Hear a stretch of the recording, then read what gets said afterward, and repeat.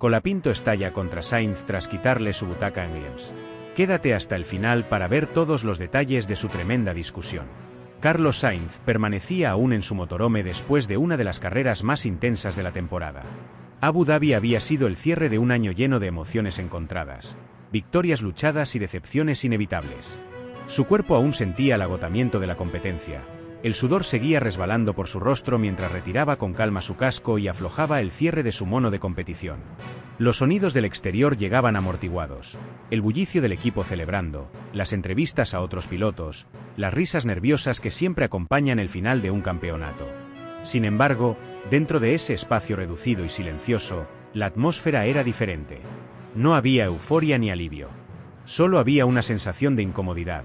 Una inquietud que Carlos no había podido sacudirse desde hacía días. Sabía que, más allá de la carrera, había otra batalla que debía librar, y esta no tenía nada que ver con la pista. Se dejó caer sobre el pequeño sofá, frotándose el rostro con una toalla que, más que secar su sudor, parecía querer borrar la expresión de duda que se había instalado en sus facciones. Sabía exactamente lo que tenía que hacer. La decisión la había tomado desde el momento en que leyó los titulares filtrados por la prensa, esos que no se podían detener una vez que comenzaban a circular. Era uno de esos días en los que la fama se convierte en una carga más que en una ventaja. Tomó su teléfono móvil, lo desbloqueó con un gesto automático y, sin pensarlo demasiado, buscó un nombre en la lista de contactos. El dedo se detuvo sobre Franco Colapinto. Lo observó por unos segundos, como si la pantalla le devolviera la mirada con la misma intensidad. Sus pensamientos eran claros, pero su cuerpo se resistía. Sabía que aquella llamada no sería fácil, que sería incómoda e inevitablemente tensa. Pero también sabía que no podía esquivarla más. Suscríbete solo si ya no te cae tan bien Carlos Sainz. Apretó el icono de llamada. Su respiración se volvió más lenta y controlada, preparándose mentalmente para lo que venía. El tono de llamada comenzó a sonar. Una vez, 2 veces, 3 veces. Cada segundo parecía más largo que el anterior. ¿Contestará?, pensó Carlos, aunque en el fondo sabía que Franco no era de los que ignoraban una llamada. Y no se equivocó. El sonido de la conexión le indicó que la llamada había sido atendida. La voz de Franco, sin embargo, no fue la que esperaba. No hubo un saludo casual ni una muestra de curiosidad. No hubo nada de la camaradería que alguna vez compartieron. ¿Qué quieres, Carlos?, preguntó Franco con una frialdad afilada que cortó el silencio al otro lado de la línea. El español cerró los ojos por un momento y se mordió la parte interna de la mejilla, conteniendo la mezcla de emociones que le invadía. Sabía que la hostilidad no era injustificada. Sabía que Franco tenía motivos para estar molesto. Después de todo, él también estaría enfadado si estuviera en su lugar. Franco, sé que no es fácil lo que voy a decirte, y sé que ahora mismo no soy la persona a la que quieres escuchar, pero quiero hacerlo de la forma correcta, respondió Carlos con una voz tranquila, pero cargada de una sinceridad que no era habitual en él. No quiero que te enteres por los medios ni que algún periodista transforme la historia a su manera. Quiero que lo sepas de mí, directamente. No quiero que haya dudas. Se hizo un silencio denso.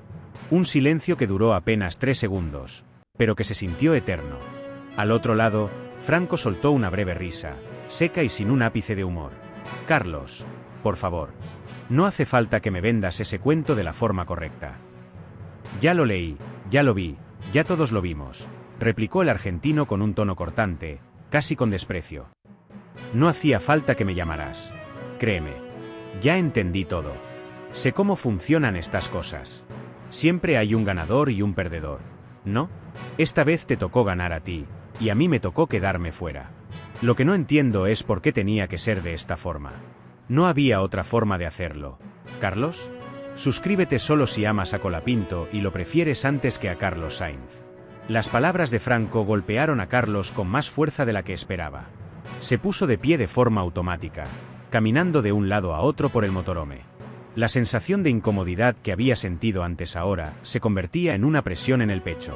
Pasó la mano por su nuca, tratando de liberar la tensión que se había acumulado en los músculos de su espalda. No fue así, Franco. Créeme, no fue así, respondió Carlos con un tono más firme, intentando no sonar a la defensiva, aunque su voz traicionaba el peso de la culpa. No fue una decisión mía. Tú lo sabes. Las escuderías toman las decisiones por nosotros. Solo me ofrecieron una oportunidad, Y tú sabes tan bien como yo que en este mundo no puedes dejar pasar esas oportunidades. No fue personal, no fue contra ti. ¿No fue personal?, repitió Franco, esta vez más molesto. Cuando alguien ocupa el asiento que tú estabas esperando, cuando el contrato que creías tuyo de repente tiene otro nombre. Créeme, Carlos, se siente personal. Muy personal. Y no me vengas con eso de las escuderías deciden. Tú también decidiste. Tú elegiste aceptar. Tú podrías haber dicho algo. El golpe de esas palabras dejó a Carlos sin respuesta por unos segundos. Sabía que Franco tenía razón. Claro que la tenía. Podría haber hablado con su equipo. Podría haber preguntado por qué Franco no estaba siendo considerado. Pero la verdad era que no lo hizo. La oportunidad apareció y la tomó. Porque eso es lo que hacen los pilotos. Porque en la Fórmula 1, cada segundo cuenta, y cada decisión es una apuesta de todo o nada. Tienes razón, Franco, admitió Carlos, finalmente dejando caer la barrera de la autodefensa. Podría haber hecho algo más. Podría haber preguntado, podría haber exigido que te consideraran. Pero no lo hice. No voy a justificarme. No te llamé para eso. Solo quería que lo escucharas de mí, no de la prensa, no de rumores. Quería decirte que lo siento, que no fue justo, y que sé que mereces más. Lo sabes tú y lo sé yo. Se produjo un silencio largo. Esta vez, no había rabia. No había gritos ni reproches. Solo el sonido de la respiración de ambos a través de la línea. Franco, al otro lado, no dijo nada durante un rato. Carlos, con la mirada perdida en el suelo del motorhome, esperó pacientemente. Sabía que esta conversación no acabaría con un abrazo ni con un todo está bien. Lo sabía. Pero al menos, quería que Franco sintiera que su voz había sido escuchada. Cuídate, Carlos, dijo finalmente Franco, con una voz más baja y controlada, pero con la misma frialdad de antes. No hubo despedidas. No hubo un hasta luego. Solo un clic que indicaba que la llamada había terminado. Carlos dejó caer el brazo con el teléfono aún en la mano. Su respiración era pesada, pero no por el cansancio físico, sino por la carga emocional que acababa de soportar. Miró el nombre de Franco Colapinto en la lista de llamadas recientes. Pensó en eliminarlo, en borrar la llamada para no tener que verla de nuevo, pero no lo hizo. Lo dejó ahí, como un recordatorio de que no todas las victorias se sienten como tales. A veces, las victorias dejan cicatrices. Se dirigió a la puerta del motorhome. Afuera, los miembros del equipo celebraban, se abrazaban, reían. La temporada había terminado, pero para Carlos, no había nada que celebrar. Salió lentamente, con las manos en los bolsillos de su chaqueta, sintiendo el peso de la realidad sobre sus hombros. Las luces del paddock brillaban con intensidad, pero no más que la sensación de vacío en su interior. Podía escuchar a los periodistas llamándolo desde la distancia, pidiéndole una declaración, buscando titulares. No les respondió. No todavía. Porque hay cosas que no se pueden explicar con palabras. Hay silencios que gritan más fuerte que cualquier declaración. Y Carlos sabía que, aunque ganara la próxima carrera, esta sensación no se iría fácilmente. No todo se gana en la pista. Algunas batallas se pierden fuera de ella. Y esta, sin duda, había sido una de esas. El silencio en la línea era tan denso que parecía materializarse en la habitación. No era un silencio común, de esos que se sienten incómodos o forzados. No, este era un silencio cargado de tensión, de emociones reprimidas y de verdades que estaban a punto de salir a la superficie. La respiración de Franco se escuchaba entrecortada, profunda, como si estuviera intentando contener una explosión dentro de su pecho. No era solo enojo, era algo más.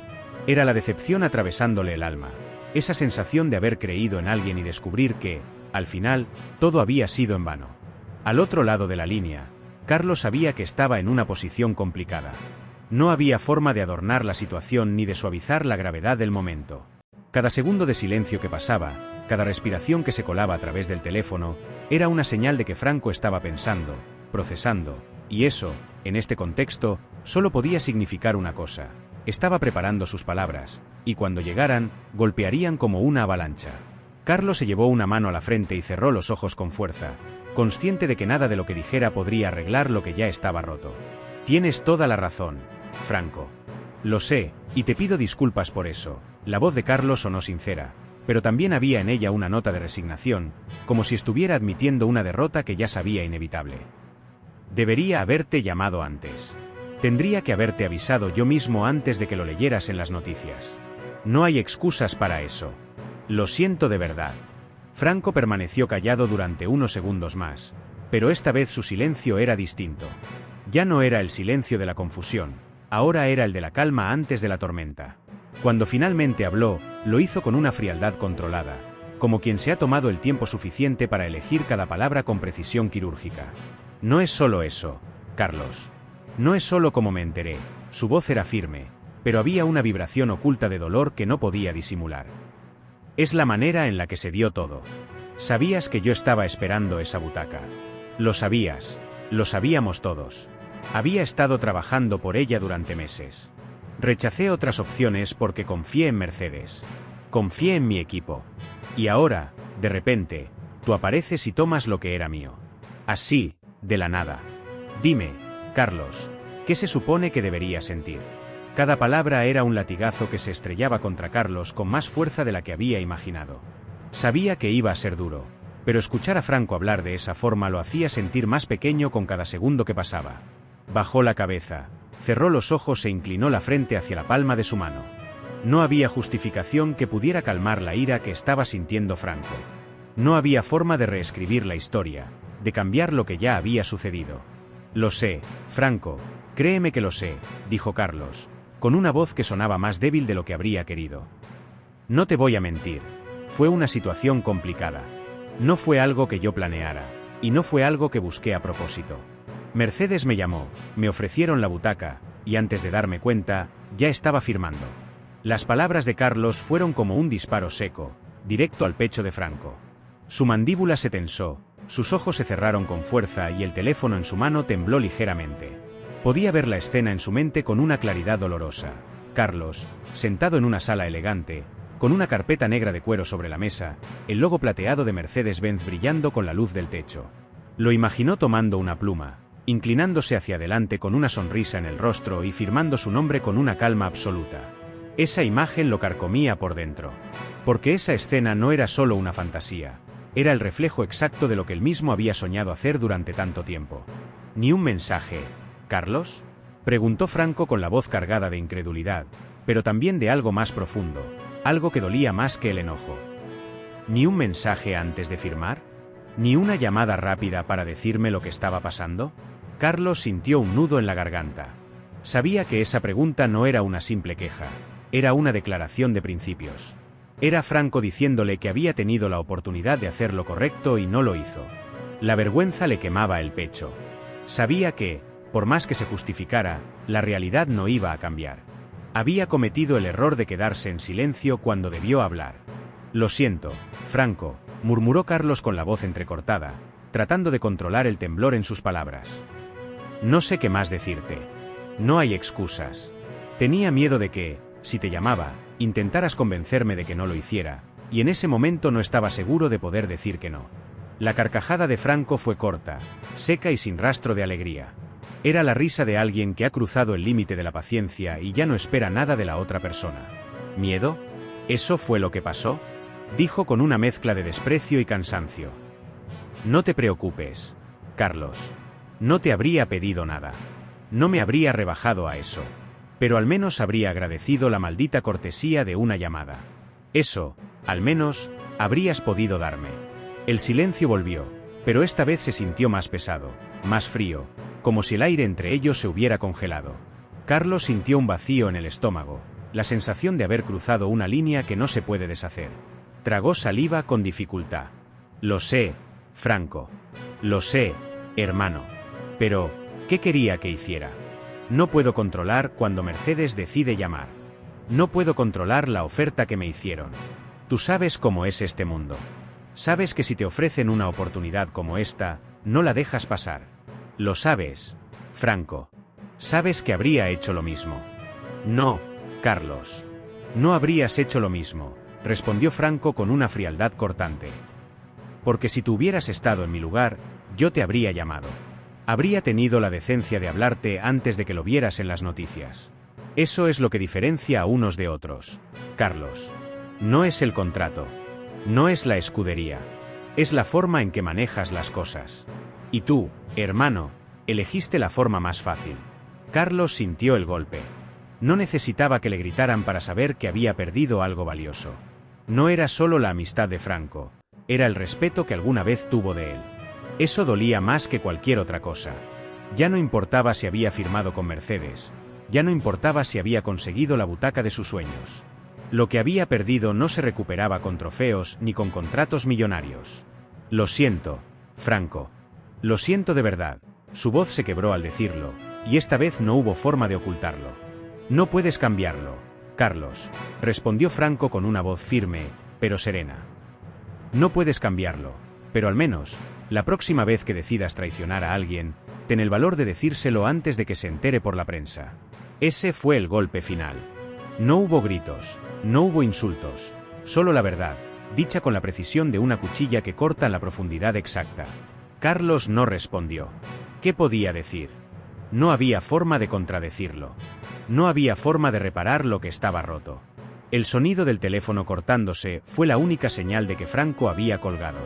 Carlos se quedó mirando el aparato, con la mirada perdida, con los ojos vidriosos y el corazón pesado. No había nada más que hacer.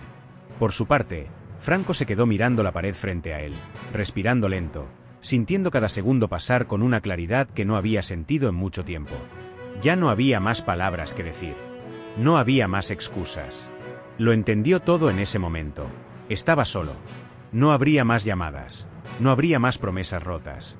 No habría más ilusiones basadas en la fe en los demás. Ahora era él contra el mundo. Y, por primera vez, eso le pareció suficiente.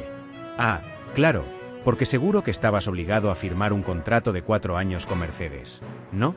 Dijo Franco con una mezcla de ironía y amargura que se podía cortar con un cuchillo. Pobrecito Carlos, qué difícil debió ser aceptar el mejor contrato de tu vida. Cuánta presión tuviste que soportar para decir que sí, de verdad que lo lamento por ti. Carlos apretó la mandíbula y bajó la mirada por un momento, respirando profundamente. Sabía que Franco tenía razón en parte, pero también sabía que esa conversación podía escalar rápidamente a un punto sin retorno. No quería eso. No con Franco. Había demasiada historia entre ellos. Alzó la vista con una calma forzada y se aseguró de mantener la voz controlada, aunque la tensión se notaba en el tono. No se trata de eso, Franco. Y tú lo sabes, dijo Carlos, dejando escapar un suspiro largo, como si estuviera agotado antes incluso de empezar la discusión. No te lo voy a negar. Mercedes me ofreció algo que no podía rechazar. 4 años de estabilidad en un equipo top. ¿Sabes lo que significa eso en este mundo?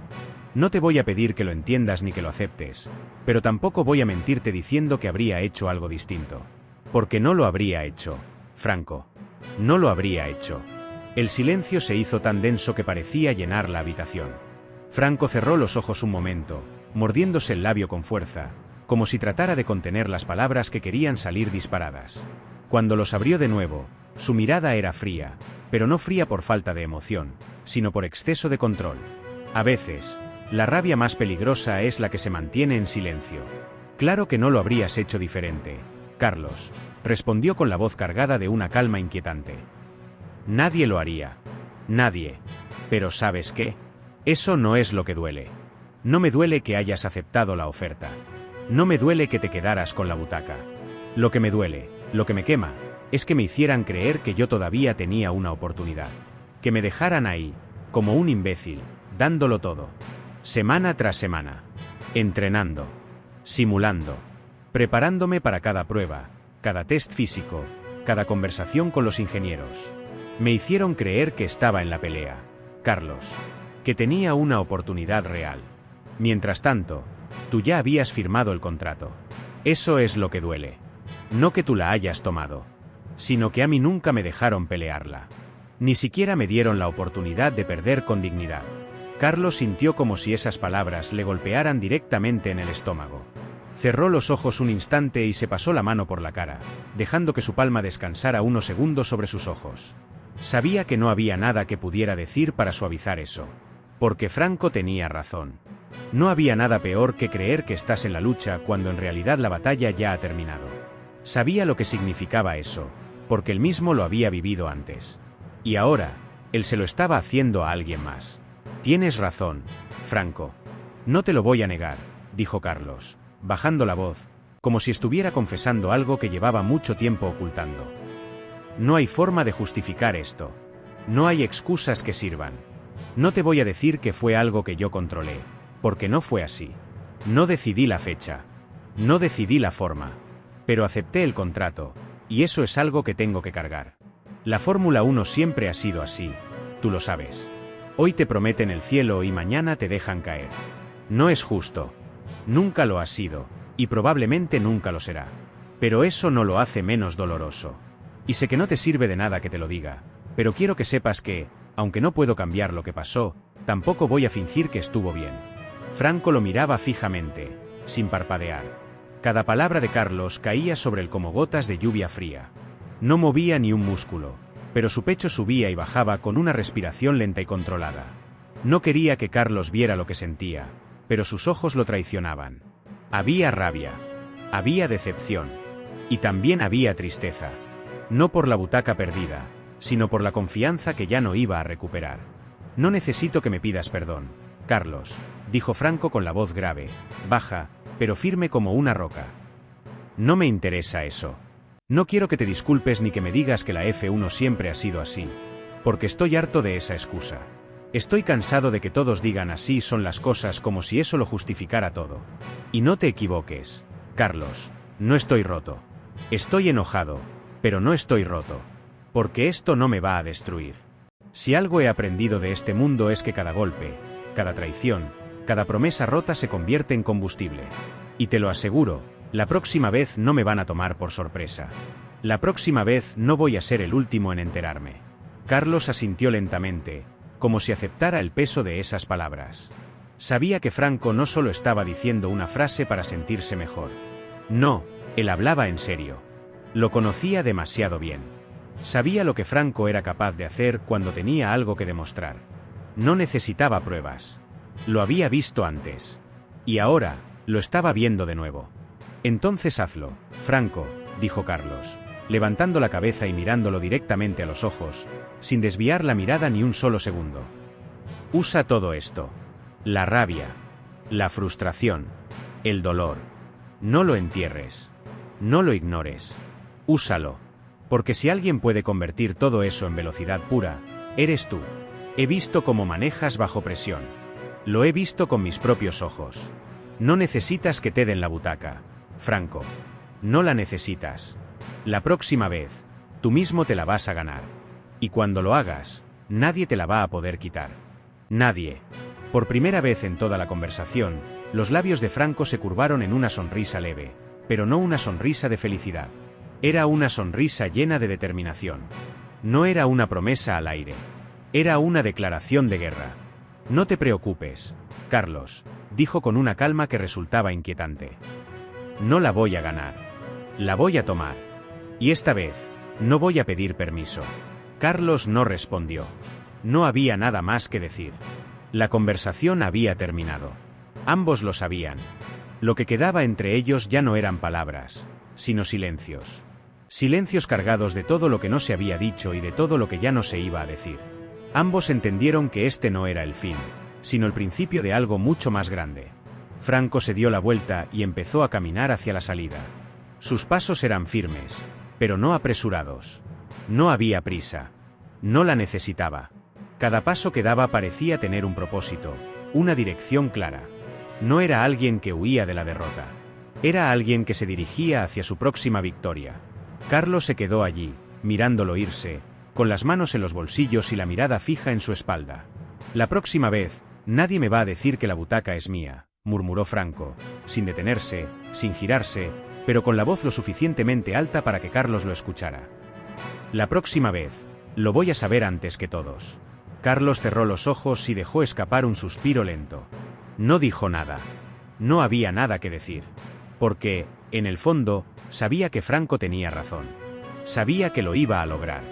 No era cuestión de si, era cuestión de cuándo. Y cuando ese momento llegara, Carlos estaría allí para verlo. No como rival.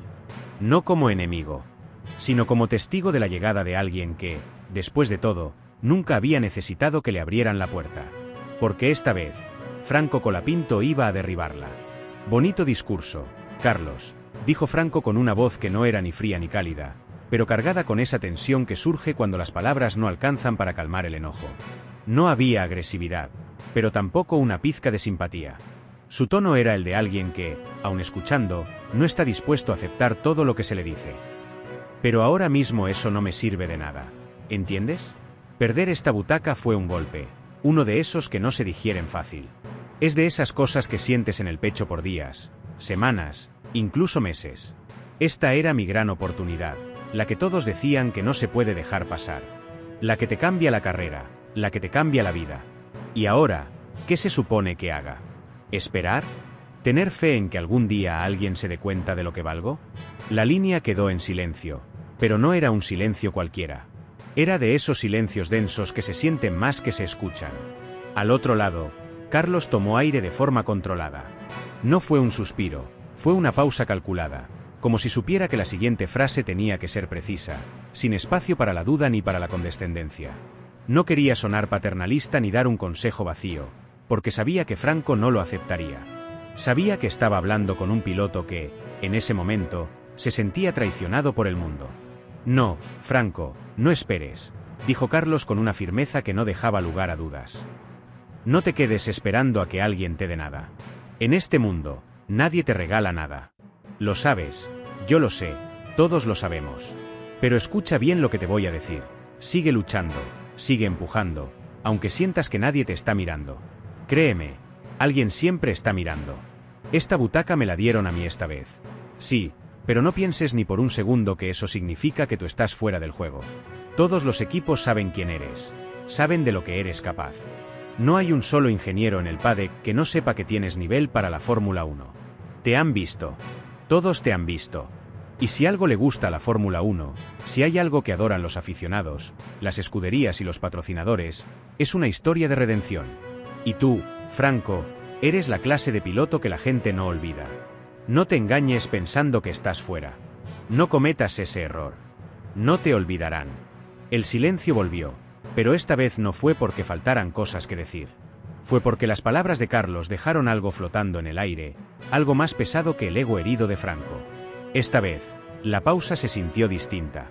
No era rabia, no era tristeza, era una mezcla de reflexión y orgullo herido. Franco se pasó la mano por la cara y miró al techo. La luz del cuarto era tenue, como el brillo de una vela al borde de apagarse. Miró la pared, su sombra proyectada contra ella, y soltó una risa breve, seca, sin alegría. No es tan fácil, Carlos, respondió con una calma que parecía calculada, pero dentro de él hervía una tormenta.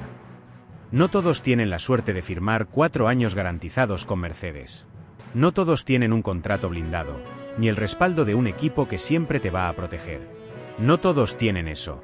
La gente te ve y piensa que lo tuviste fácil, pero yo sé que no fue así. Y, aún así, no puedo evitar sentir que el mundo te dio a ti algo que a mí me negó. No lo digo por envidia, ni por rencor, pero es la verdad. La diferencia entre tú y yo ahora mismo no es el talento, es la oportunidad. Y tú la tuviste, Carlos. Yo no. Carlos asintió, aunque Franco no podía verlo. Cerró los ojos por un segundo, como si estuviera recordando sus propias derrotas, las puertas que se le cerraron en el pasado. Sabía perfectamente de lo que Franco hablaba, porque él también había estado allí. Conocía ese sentimiento. Lo había vivido, lo había respirado y lo había odiado. Y ahora, años después, se encontraba en la otra cara de la moneda. Esta vez, él estaba dentro, y Franco, fuera. Pero no se dejó llevar por la culpa ni por el orgullo. No, no es fácil, replicó Carlos con una voz que sonaba distinta, más suave, pero igual de firme. Nunca ha sido fácil. No para ti, no para mí, no para nadie que esté aquí. La gente solo ve la parte brillante, las cámaras, la bandera a cuadros, el champán. Pero no ven los años de mierda que pasamos para llegar aquí. Las noches sin dormir pensando si estás perdiendo el tiempo, los días donde no tienes contrato y te preguntas si deberías dejar todo esto atrás. Pero tú, Franco, no estás aquí por suerte. Estás aquí por talento, por trabajo.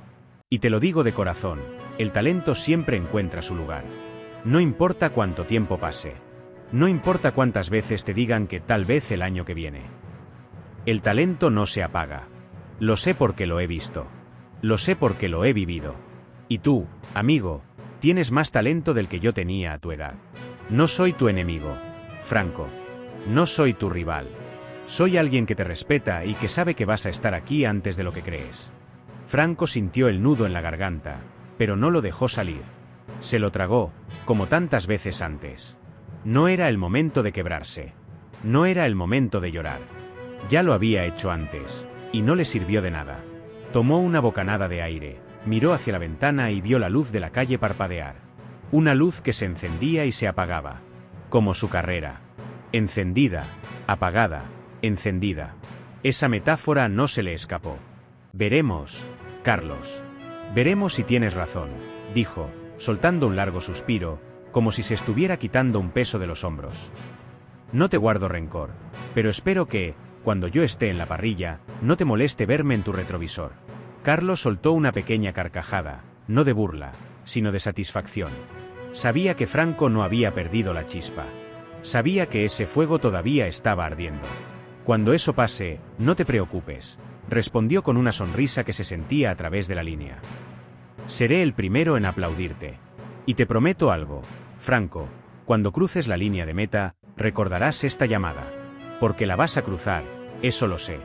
No tengo la menor duda de que lo harás. Ninguno de los dos dijo adiós. La línea simplemente se cortó, como si ambos entendieran que las palabras ya no eran necesarias. Carlos se quedó mirando el móvil por un momento, pensando en todo lo que no dijo.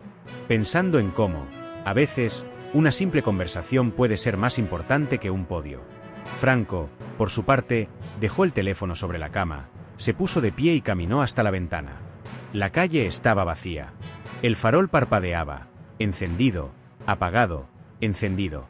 Se quedó mirando la luz, pensando en la conversación, en cada palabra que Carlos había dicho. No eran palabras vacías. Lo sabía. Lo sentía. Cuando cruces la línea de meta, recordarás esta llamada. Repitió en voz baja. Apretó los puños. No de rabia, sino de decisión.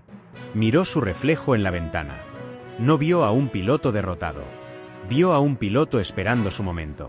Porque eso es lo que era, un piloto. No importaba si tenía un contrato o no, si estaba en la parrilla o en casa. Lo era. Y los pilotos no se rinden. Los pilotos no esperan. Los pilotos luchan. Miró el parpadeo de la luz una vez más, y esta vez sonrió. No con cinismo, sino con esa sonrisa que solo tiene alguien que ya ha tomado una decisión. Dio la vuelta, caminó hacia la cama, tomó el teléfono y antes de apagar la pantalla, murmuró para sí mismo. Nos veremos pronto, Carlos. No tengas dudas. La habitación quedó en penumbra, pero la luz del farol seguía parpadeando. Encendido, apagado, encendido, apagado, como un latido, como una promesa, como un piloto que no está dispuesto a rendirse.